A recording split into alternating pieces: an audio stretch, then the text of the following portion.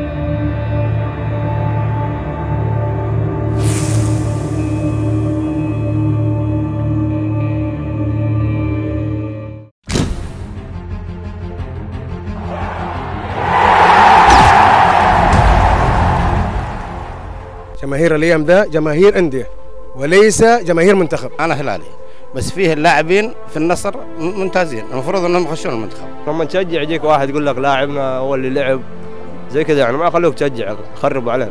يعني انا صراحه استبعد انه المدرب هو اللي ينزل التشكيل. في من الاهلي، في من الاتحاد، في من الهلال، في من هذا مو مدرب منتخب نهائيا. انا هلالي وقعد المدرب جميل للزوري يختارني ناس زي كذا، في ناس افضل من اللي يختارهم. جربوا يحيى الشهري، جربوا اللعيبه الصغار، جيبوا لعيبه من الهلال، لعيبه ضعاف، لعيبه من الاهلي ضعاف، يعني ما ياخذوا احسن شيء. حسين عبد الغني عنده عبد الله شهال، عندك نايف هزاز، ليه ما تدخل نايف هزاز؟ عشان كذا الجمهور ما يحضر. يشوفوا السيستم حقهم، يشوفوا الاساس حقهم ايش الهرجه، مجاملات ولا ما هي مجاملات ولا كيف. اذا اعطى المنتخب بيحضر الجمهور. العلاج بيد الاتحاد السعودي، ما بيد نحن شيء جماهير.